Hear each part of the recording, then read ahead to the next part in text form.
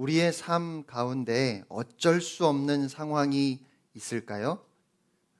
어떤 관점에서 보는가에 따라 모든 상황이 어쩔 수 없는 상황이 될 수도 있고, 또 그 어떤 상황도 어쩔 수 없는 상황은 아닐 수 있습니다.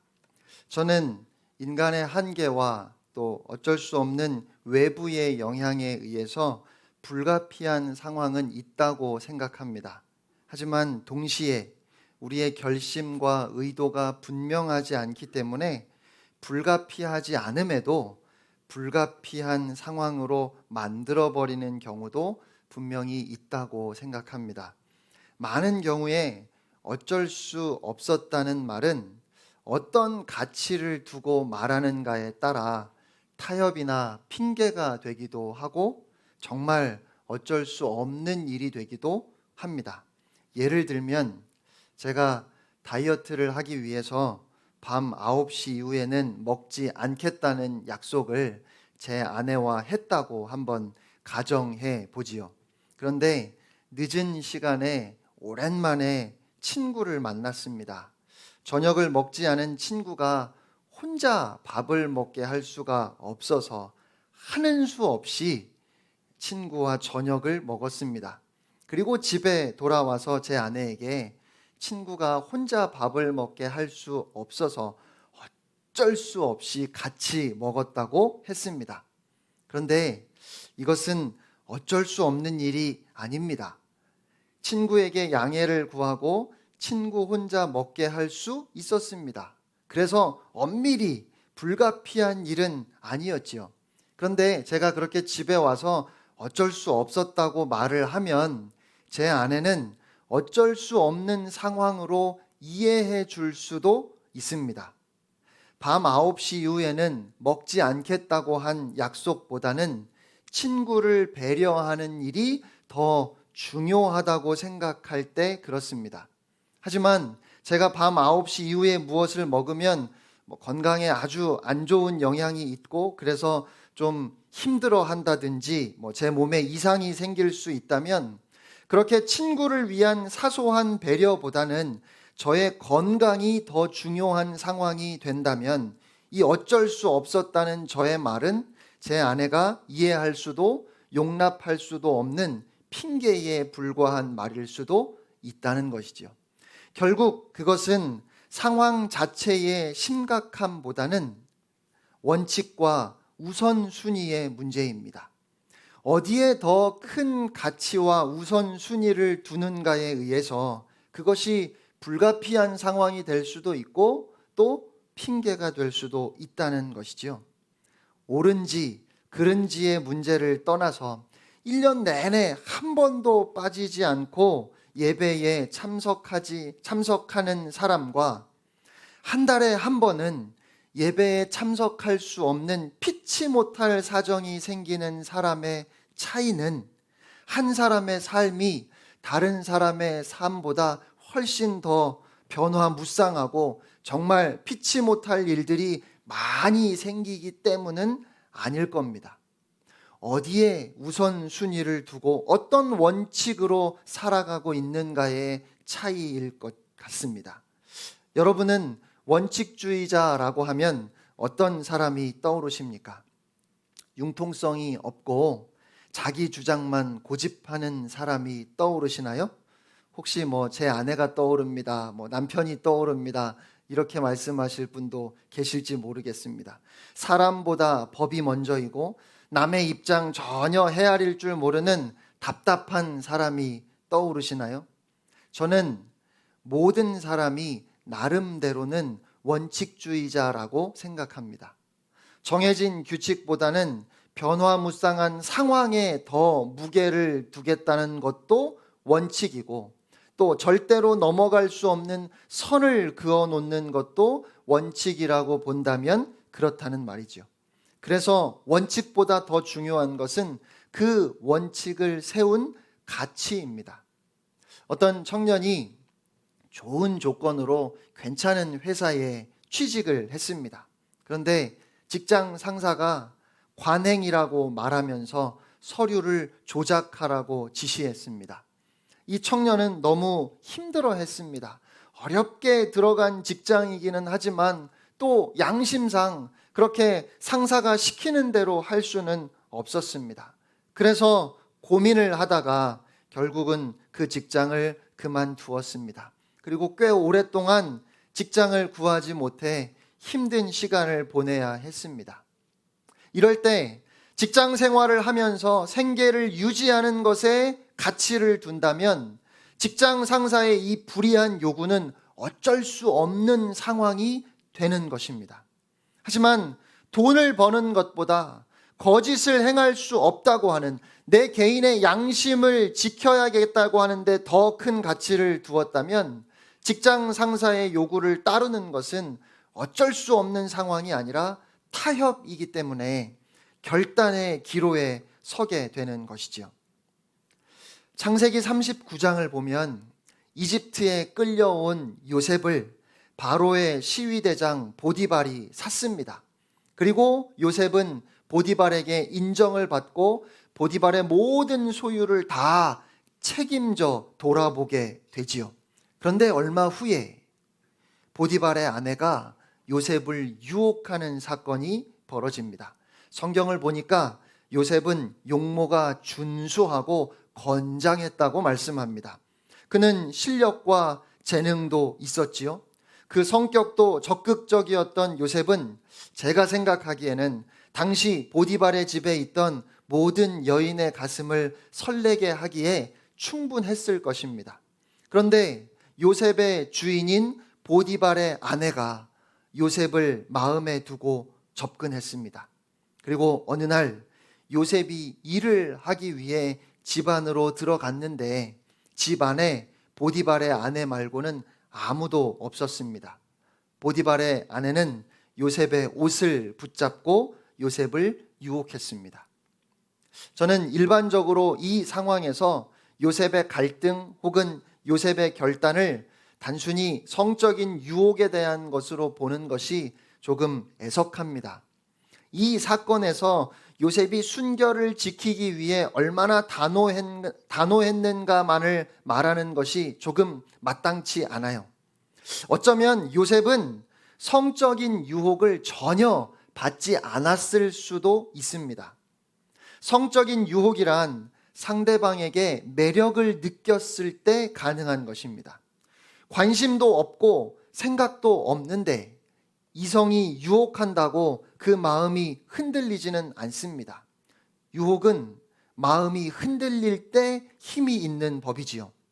누군가가 저에게 담배를 권한다면 그것은 유혹이 아닙니다. 저에게 전혀 유혹이 되지 않습니다. 제가 경건하고 거룩한 사람이라서가 아니라 저는 담배의 맛을 모르고 그래서 담배를 전혀 좋아하지 않기 때문입니다. 하지만 담배를 좋아하시는 분이 담배를 끊으려고 노력하는 중이라면 누가 담배를 권하는 것은 아마 굉장한 유혹이 될 겁니다. 보디발의 아내는 요셉을 좋아했지만 요셉이 보디발의 아내에게 매력을 느끼지 않았다면 그 유혹은 피하고 싶은 상황일 뿐이지 그의 성결을 위해 치열하게 자신과 싸워야 했던 순간은 아니었다는 말이지요. 오히려 요셉은 보디발의 아내 가까이 가는 것이 부담스러웠을 것이고 그녀와 눈이 마주치는 것이 불편했을 겁니다. 그런데 지금 요셉이 처한 상황은 그런 성적인 유혹보다 훨씬 더 심각한 문제였습니다. 요셉이 처한 상황은 단순히 그의 순결을 지키느냐 지키지 못하느냐의 문제가 아니라 지금 죽느냐 사느냐의 문제였습니다. 죽을 고비를 넘기면서 여기까지 힘들게 살아왔는데 또다시 여기서 살아남으려면 도대체 어떻게 해야 하는가 하는 생존의 위기가 그에게 찾아온 것입니다. 요셉이 처한 상황을 한번 여러분 머릿속에 그려보시기 바랍니다. 요셉이 지혜로운 사람이었다면 보디발의 아내의 유혹을 거절할 경우에 발생할 수 있는 일들을 계산했어야 합니다.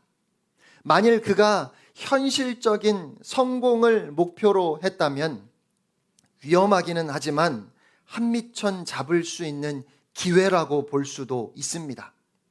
자기야 어차피 노예로 어떻게 될지 모르는 인생이지만 보디발의 아내는 오히려 잃을 것이 더 많았기 때문에 요셉은 차라리 보디발의 아내를 붙잡는 것이 더 안전하다고 생각했을 수도 있습니다. 또 보디발의 아내 역시 그런 안전을 보장해 주겠다고 하면서 유혹했는지도 모르겠습니다. 하지만 만일 요셉이 그 유혹을 거절하면 그는 이제 어떻게 될지 알 수 없습니다. 보디발의 아내가 집요하게 유혹하는 한 결국 그 유혹을 받아들이든지 아니면 미움을 받아서 쫓겨나게 될 것은 자명한 일입니다. 그의 신분 때문에 주인을 찾아가서 이 사실을 고한다고 해도 그는 죽게 될 겁니다. 노예의 말 때문에 아내를 버리는 경우는 없는 것입니다. 실제로 그 당시에 주인의 유혹에 이러지도 저러지도 못하고 그 유혹에 넘어갔다가 죽은 노예들이 아주 많았다고 합니다. 목숨을 걸고 한미천 챙겨서 도망을 치든지 가능한 데까지 주인을 속이며 살든지 아니면 쫓겨나거나 죽든지 하나를 선택해야 하는 상황입니다. 보디발의 아내의 유혹은 요셉으로 하여금 어쩔 수 없는 불가피한 상황에 처하도록 만든 것입니다. 이럴 수도 저럴 수도 없는 생사의 기로에 요셉은 서게 되었습니다. 그런데 요셉은 그러한 상황을 따르지 않고, 그러니까 눈치를 보면서 어떻게 하면 이 상황을 좀 잘 벗어날 수 있을까를 생각하지 않고 보디발의 아내의 유혹을 뿌리치기로 했습니다. 그것이 죽음을 의미한다고 해도 그는 그렇게 하기로 했습니다. 요셉은 그 상황에서 전적으로 다시 한번 하나님을 의지하기로 한 것입니다. 어찌 생각하면 정말 힘든 상황에서 나름대로 최선을 다했음에도 그가 신뢰하던 하나님이 그를 지켜주시지 않는 것 같은 그런 열악한 상황입니다. 그런 상황에서도 끝까지 하나님을 신뢰하기로 한 요셉이 저는 참 고맙습니다. 이 정도 상황이 되면 하나님께 실망했다고 이야기하고 그냥 될 대로 되라고 막 살 수도 있을 것 같은데 요셉은 이번에도 하나님을 신뢰하기로 했습니다. 보디발의 아내는 요셉이 생각했던 것보다 훨씬 더 악한 여자였습니다. 그냥 끈질기게 요셉을 유혹하는 것이 아니라 오히려 요셉이 자기를 덮치려고 했다고 누명을 씌워 죽이려고 했습니다. 사실 여부를 떠나 노예인 요셉은 이런 상황이 되면 죽을 수밖에 없습니다. 어찌 생각하면 여러분, 요셉은 참 바보 아닙니까? 제 주제도 파악하지 못하고 하나님을 신뢰하기로 했다는 것이 말이 됩니까? 사람들이 종종 말하는 것처럼 이런 상황에서 하나님을 믿는 것이 밥 먹여줍니까? 믿음이니 도덕이니 정직이지 않은 문제를 떠나서 일단 살고자 했다면 요셉은 보디발의 아내의 마음을 그렇게 상하게 해서는 안 됐던 것입니다. 그런데 요셉은 하나님을 신뢰하기로 했습니다. 이래도 죽고 저래도 죽을 수밖에 없는 상황에서 그는 하나님의 임재와 약속을 바라보았습니다. 다시 말하면 보디발의 아내의 유혹을 받아들일 경우와 받아들이지 않을 경우를 머릿속에 생각해보고 아무리 생각해도 유혹을 받아들였을 때 발생할 수 있는 결과가 너무 무서워서 그래서 그 유혹을 거절한 것이 아니라는 말입니다. 그보다는 비록 죽는 일이 있더라도 절대로 그럴 수는 없다고 그가 세웠던 원칙에 의해서 취한 행동이었습니다. 이것을 요셉은 내가 어찌 하나님께 죄를 지으리까 라고 그렇게 말합니다. 내가 어찌 하나님께 죄를 지으리까? 이 말은 요셉이 하나님께 절대로 죄를 지은 적이 없다는 그런 말이 아닙니다. 하나님 앞에서 그러한 성적인 죄를 지을 수 없어서 순결을 지키기로 했다는 말도 아니에요. 저는 요셉의 이 말에서 비장함이 느껴집니다. 그 극한 상황에서 하나님을 신뢰하기로 했다는, 끝까지 내가 하나님의 임재를 바라보겠다고 하는 믿음의 고백이기 때문입니다. 그는 생과 사의 갈림길에서 하나님이 아닌 다른 어떤 생각을 할 수 없었습니다. 하나님께 그의 인생을 맡기기로 했기에 내가 하나님께 죄를 지을 수 없다고 그렇게 고백하는 것입니다. 사랑하는 성도 여러분, 저는 오늘 사도 바울이 우리에게 전하고 있는 주님의 말씀이 바로 이것이라고 생각했습니다. 형제들아, 무엇에든지 참되며 무엇에든지 경건하며 무엇에든지 옳으며 무엇에든지 정결하며 무엇에든지 사랑받을 만하며 무엇에든지 칭찬받을 만하며 무슨 덕이 있든지 무슨 기림이 있든지 이것들을 생각하라. 이 짧은 한 구절 속에 무엇에든지라는 단어가 무려 6번이나 나옵니다. 그만큼 무엇에든지를 강조하고 있는 것이지요. 그래서 이 말씀을 한마디로 줄이면 모든 상황에서 끊임없이 오직 하나님께서 기뻐하시는 것이 무엇일까를 생각하라는 말씀입니다. 하나님의 뜻을 바라보라는 말씀이에요. 그렇게 우리의 삶의 원칙을 세우라는 말씀입니다. 참되고 경건하고 옳은 것, 순결하고 사랑스러운 것, 명예로운 것, 덕이 되는 것, 칭찬할 만한 것에 우리의 삶의 가치를 두어야 한다는 그런 말씀이에요. 여러분은 어떤 원칙을 가지고 살아가고 계십니까?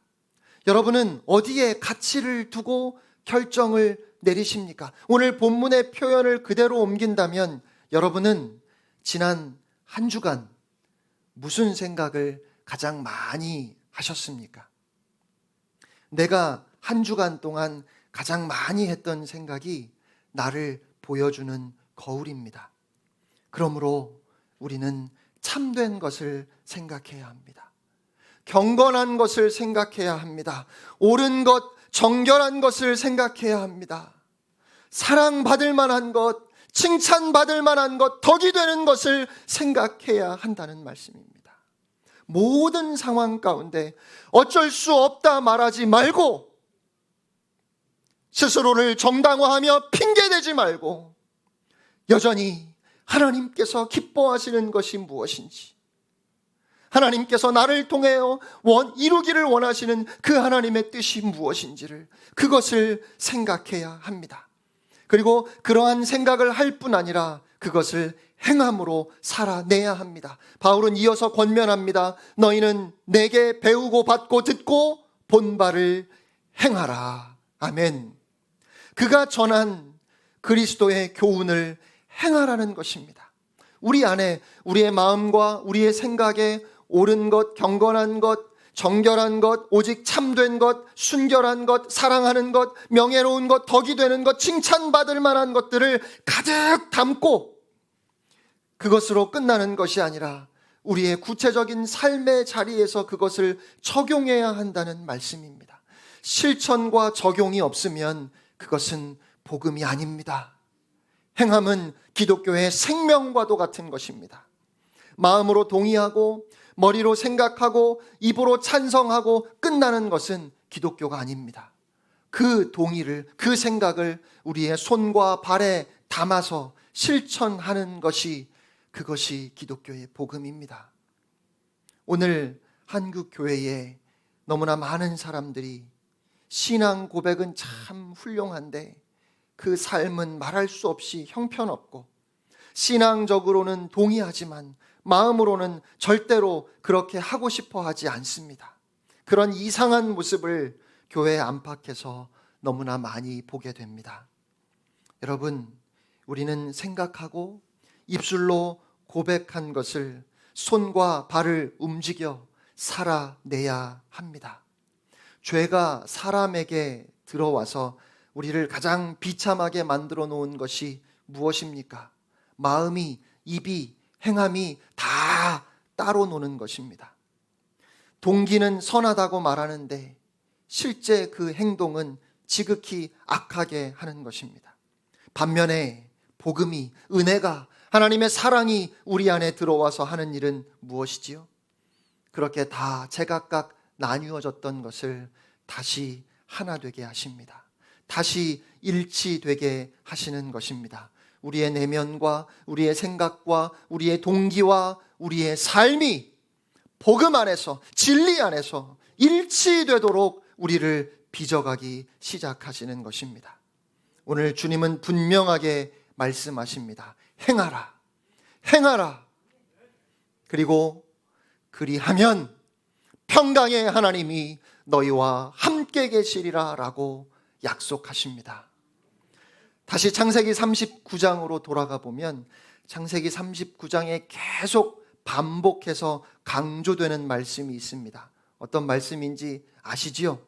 여호와 하나님께서 요셉과 함께 하셨다는 것입니다. 그런데 창세기 39장을 보면 여호와께서 함께 하셨다, 여호와께서 함께 하셨다, 여호와께서 함께 하셨다, 이 말씀과 똑같은 의미로 같이 반복되는 말씀이 있어요. 그게 뭐죠? 그를 형통하게 하셨다, 그를 형통하게 하셨다, 그를 형통하게 하셨다. 여호와께서 함께 하시는 것이 곧 형통함이라는 그런 말씀이에요. 다시 말씀드리면 요셉이 원하는 대로 요셉의 삶이 더 편하고 안락해지게 되는 것이, 그것이 형통함이 아니라 요셉의 삶 가운데 하나님의 계획이 이루어지는 것이, 하나님이 그와 함께 하심을 사람들이 보게 되는 것이, 그것이 형통함이라고 성경은 말씀한다는 겁니다.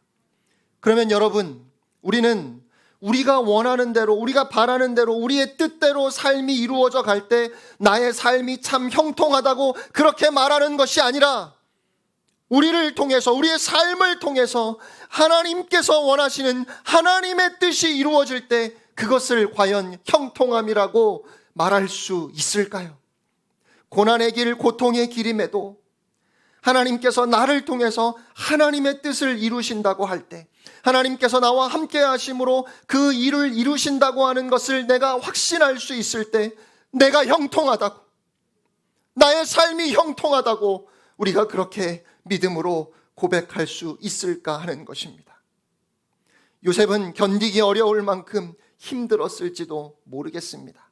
하지만 하나님께서 그를 홀로 버려두지 아니하시고 때를 따라 그를 지키시고 인도하심으로 그를 통하여 계획하셨던 그 하나님의 아름다운 뜻을 이루어 가셨고, 그 뜻을 이루기 위해서 이렇게 고난의 자리마다 하나님께서 또 다른 길을 열어주시고 그 고난의 끝자락에 새로운 비전을 보여주시고, 그렇게 한 걸음 한 걸음을 하나님께서 인도하셨으니 여호와께서 요셉과 함께 하심으로 요셉은 형통하였다고 성경은 증언하고 있는 것입니다.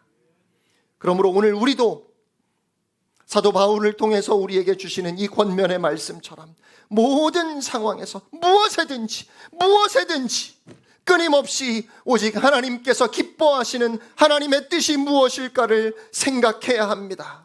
오직 참된 것, 경건한 것, 옳은 것, 순결한 것, 사랑스러운 것, 명예로운 것, 덕이 되는 것, 칭찬할 만한 것들을 생각하고 뿐만 아니라 우리가 배우고 받고 듣고 본 바를 행해야 합니다. 그럴 때 평강의 하나님이 우리와 함께 계실 것입니다. 그럴 때 우리를 통하여 하나님의 뜻이 이 땅 가운데 이루어질 것입니다. 우리를 통하여 하나님께서 이 세상을 고치시고 회복시키시고 우리를 통해 세상은 하나님을 알게 될 것입니다. 요셉과 같은 상황에서 요셉처럼 할 수 있을까? 자신이 없습니다. 요셉은 우리와 같은 성정을 지닌 사람이기에 그의 선택은 당연한 결과가 아니라 죽을 것만 같은 그 고민과 그 두려움을 통해서 그가 경험하게 된 하나님의 은혜의 결과라고 저는 믿습니다. 그는 하나님의 은혜를 붙들기로 결심한 것입니다.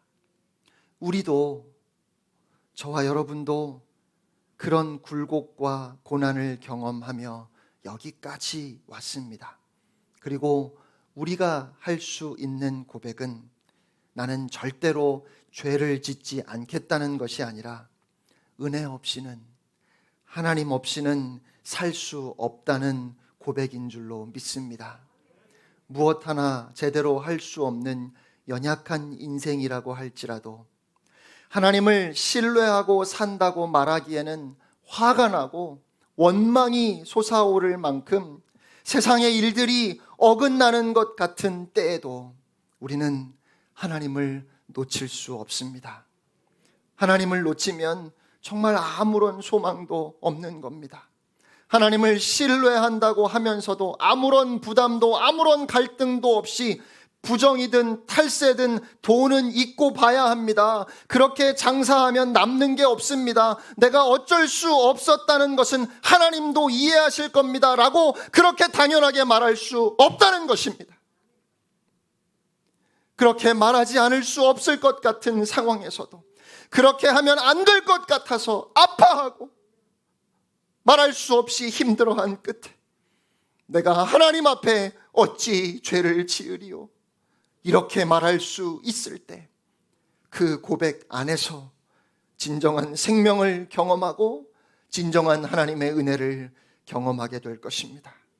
우리는 유혹이 많은 세상을 살면서 우리의 의지나 우리의 힘은 믿을 수 없지만 하나님의 계획과 하나님의 선하심은, 하나님의 인자하심은 믿을 수 있습니다. 우리는 그래서 또 오늘을 삽니다. 절대로 안 될 것 같은 순간에도 우리는 하나님을 신뢰하기로 작정한 사람들입니다. 하나님의 아들 예수 그리스도를 통한 그 은혜의 확신 때문에 말이지요. 하나님께서 나를 사랑하셔서 독생자를 주셨다는 말씀이 전혀 마음에 와닿지 않을 만큼 우리의 삶에 고난이 많습니다. 죽음의 위기를 고비고비 넘기면서 하나님께서는 그 선하심으로 도대체 나를 위해서 무엇을 하시는가 원망하는 마음이 우리 안에서 생기기도 합니다. 하나님께서 나를 사랑하신다고 하시면서 도대체 나의 삶은 왜 이런 겁니까? 나에게 약속이 있다고 말씀하시고 그리고 왜 나를 노예로 팔려가게 하시고 이렇게 억울하게 누명을 쓰게 하시고 감옥에까지 갇히게 하시는 겁니까? 왜 그렇습니까? 그렇게 하나님께 묻는 우리에게 오늘 하나님께서 말씀하십니다. 내가 너를 이처럼 사랑한다. 그 아들을 우리에게 주셨다는 그 사실에서 우리는 또다시 하나님을 신뢰하기로 결단하는 겁니다. 다 이해할 수 없지만 하나님의 선하심에 대해서 의심할 만한 상황들이 너무 많지만 그럼에도 불구하고 다시 하나님을 신뢰할 수 있는 것은 우리에게 주신 그 아들 때문입니다. 예수 때문에 오늘도 다시 한번 내가 끝까지 하나님을 신뢰하겠노라. 내가 어떠한 상황에서도 하나님만을 바라보겠노라 다짐하는 여러분들 되시기를 축복합니다. 하나님을 신뢰하기로 마음을 정했다는 말은 단순히 하나님이 알아서 하실 거니까 이제 나는 손을 놓겠다는 의미가 아닙니다. 하나님을 신뢰하기 때문에 나의 삶에 넘어가지 말아야 할 선을 긋겠다는 의미이고 소유와 신분 때문에 어쩔 수 없었다고 변명하거나 핑계대지 않겠다는 말입니다. 하나님을 신뢰하기로 했다는 말은 세상의 기준과 요구를 따라 살기보다는 하나님의 원하심을 따라 살기로 했다는 말입니다. 모든 상황 속에서 무엇에든지 하나님이 기뻐하시는 것, 하나님이 뜻하시는 것을 생각하겠다는 다짐입니다. 그러니까 하나님께 대한 신뢰는 소극적인 모습이 아니라 가장 적극적인 모습입니다. 지금 이것이 아니면 죽을 것 같은데, 이것이 아니면 망할 것 같은데 나에게 아들을 내어주신 그 하나님 아버지를 신뢰함으로 내가 이 모든 것을 내려놓겠습니다.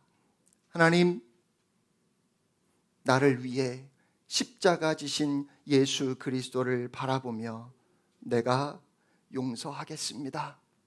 하나님, 지금도 나와 함께 하시는 그 하나님을 바라보며 내가 한 번 더 참겠습니다. 하나님, 지금도 나에게 힘 주시는 그 하나님을 신뢰함으로 내가 다시 일어서겠습니다. 이러한 고백이 여러분에게 있기를 축복합니다. 사랑하는 성도 여러분, 다시 한번 우리 하나님을 신뢰하며 일어서십시오. 평강의 하나님께서 여러분과 함께 계실 것입니다. 임마누엘 하나님이 지금 여러분과 함께 계십니다. 함께 찬양하겠습니다.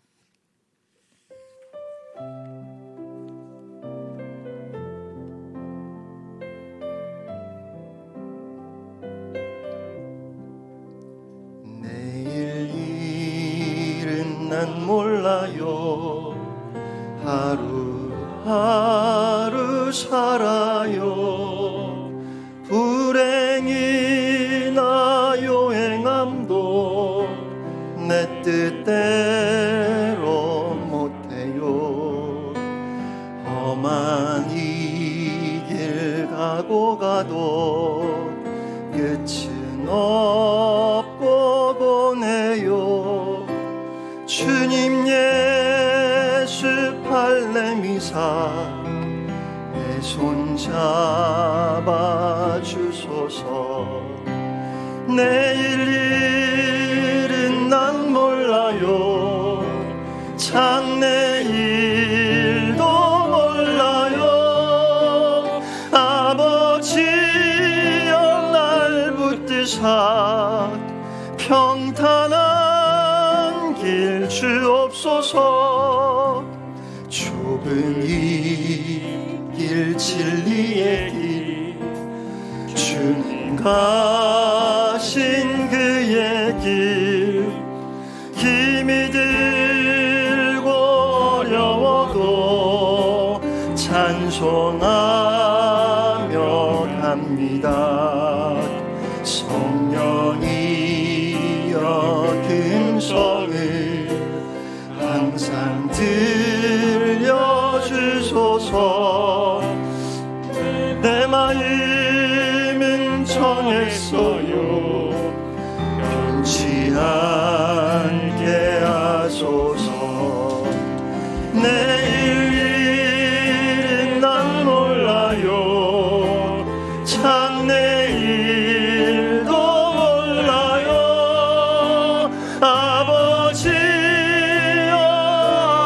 아버지여 주신 소명 이루소서. 만왕의 왕 예수께서 이 세상에 오셔서 만 백성을 구속하니 참 구주가 되시네. 순교자의 본을 받아 나의 믿음 지키고